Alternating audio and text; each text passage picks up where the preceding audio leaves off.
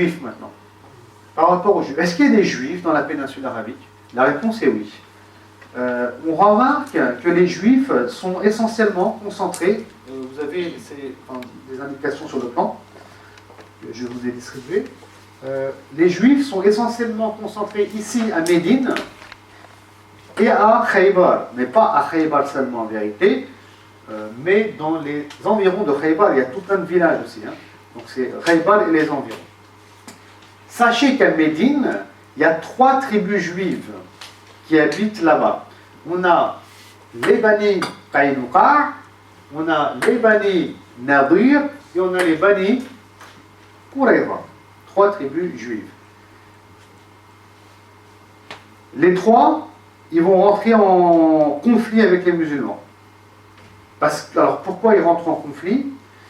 Parce que quand le prophète sallallahu alayhi wa sallam il arrive à Médine, qu'il est le chef de Médine, etc., il va signer un pacte avec les Juifs, un pacte bien précis, article 1, 2, 3, 4, 5, bien précis. Et à chaque fois, ils vont casser et briser ce pacte-là. Et par conséquent, les musulmans rentrent en conflit à chaque fois avec eux. Sujet qu'on ne peut pas, bien entendu, développer dans cette introduction. Par contre, ici, j'ai mis par ordre de conflit.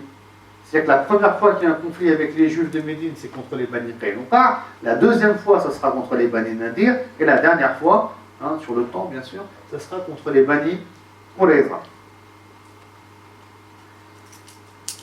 D'ailleurs, ici, il y en a, vous savez, il y a des intellectuels, si on peut appeler ça comme ça, parfois qui s'amusent à dire « Ah, les musulmans, c'est des antisémites, ils n'aiment pas les juifs, regardez là, ils ont combattu les juifs dès le début, la haine contre les juifs. » En fait, là, on est en train de se moquer du monde quand on dit ça. Pourquoi? Parce que c'est pas du tout une guerre de religion, là, ça n'a rien à voir.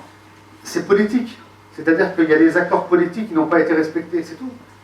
Il y avait des articles bien précis qu'il fallait respecter. Ça n'a pas été respecté, les musulmans sont rentrés en conflit.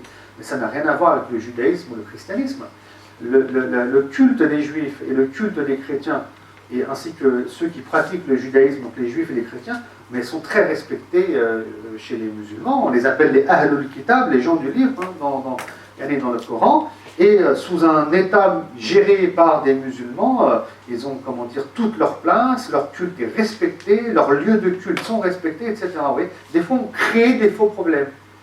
Mais c'est voulu, bien entendu. Je pense bien qu'il y a des orientations, mais c'est pour ça que c'est important de connaître la Sira, encore une fois, et de faire une introduction, pour qu'on ne soit pas manipulé, et pour qu'on soit fier de notre religion, fier de ce que Dieu nous a révélé, qu'on soit sûr de notre coup, c'est-à-dire qu'on est sûr qu'on est sur la bonne voie et qu'on a forcément raison, bien qu'on ne comprenne pas tout. Vous voyez ?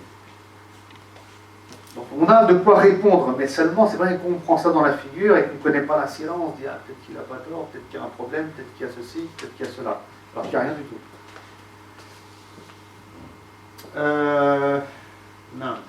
Bon, alors si je parle, ça c'est une ville importante aussi, Khaybar, avec une population juive, pareil, il va y avoir une confrontation, encore une fois, entre les juifs de Khaybar et les musulmans, une bataille, parce qu'ils vont trahir les musulmans, ils vont faire quelque chose de grave, les juifs de Khaybar, mais ça va bien terminer, ça va bien se terminer pour eux, parce que Mufasa Salem va se montrer vraiment clément envers eux, etc.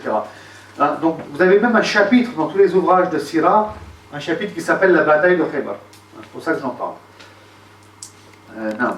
Donc ça c'est par rapport aux juifs et leur présence dans la péninsule arabique. Les chrétiens maintenant.